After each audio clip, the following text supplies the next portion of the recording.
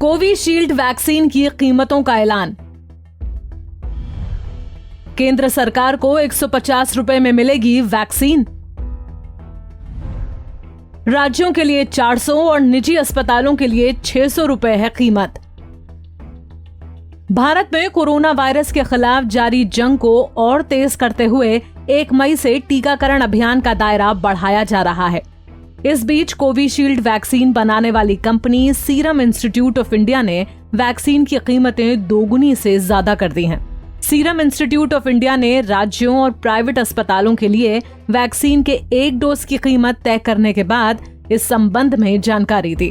Company ने ऐलान किया है कि केंद्र सरकार को वैक्सीन 150 रुपए में मिलती रहेगी, लेकिन राज्य सरकारों को कोविशील्ड की 1 डोज के लिए अब 400 रुपए और निजी अस्पतालों को 600 रुपए चुकाने होंगे।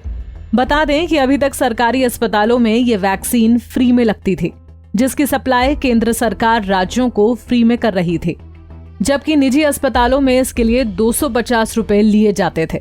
दरअसल सरकार उन्हें 150 रुपए में वैक्सीन दे रही थी। 1 मई से 18 साल से ऊपर के लोगों को भी वैक्सीन लगने वाली है, इसलिए सरकार के निर्देशों के तहत सीरम 50% वैक्सीन केंद्र सरकार को, जबकि बाकी 50% राज्य सरकारों और निजी अस्पतालों को सीधे बेच सकेगी। इस नई व्यवस्था में भी कंपनी केंद्र को 150 रुपए प्रति डोज में वैक्सीन बेचेगी, लेकिन राज्य सरकारों और निजी अस्पतालों से ज्यादा रुपया लेगी। दरअसल कोविशील्ड को एस्ट्राजेनेका ऑक्सफोर्ड ने मिलकर तैयार किया है और सीरम सिर्फ इसका प्रोडक्शन करती है। इन कीमतों के पीछे तर्क ये दिया जा रहा है कि 1 मई से शुरू होने वाले अभियान को देखते हुए वैक्सीन का प्रोडक्शन बढ़ जाएगा।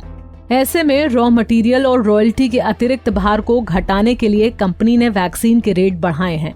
हालांकि सीरम इंस्टीट्यूट के मुताबिक वे वैश्विक स्तर पर वैक्सीन की कीमत को देखते हुए ये सुनिश्चित कर रहे हैं कि उनकी वैक्सीन दुनिया की अन्य कंपनियों की वैक्सीन के मुकाबले सस्ती हो। कंपनी ने साथ ही विदेशी वैक्सीन की कीमत बताकर अपनी वैक्सीन की कीमत कम होने का दावा किया। कंपनी के अनुसार अमेरिकी वैक्सीन की कीमत 1500 रुपए प्रति डोज है, रूसी वैक्सीन की 750 रुपए प्रति डोज, जबकि चीनी वैक्सीन की कीमत 750 रुपए प्रति डोज है। बयान में कहा गया है कि 4 से 5 महीने बाद वैक्सीन और अधिक मुक्त रूप से उपलब्ध हो जाएगी। आपको बता दें कि भारत में इमरजेंसी इस्तेमाल के लिए फिलहाल 3 वैक्सीन को मंजूरी मिली है। देश के नागरिकों को कोविशील्ड के अलावा कोवैक्सिन भी दी जा रही है। कोवैक्सिन को हैदराबाद स्थित भारत बायोटेक द्वारा ICMR national institute of virology के सहयोग से विकसित किया गया है।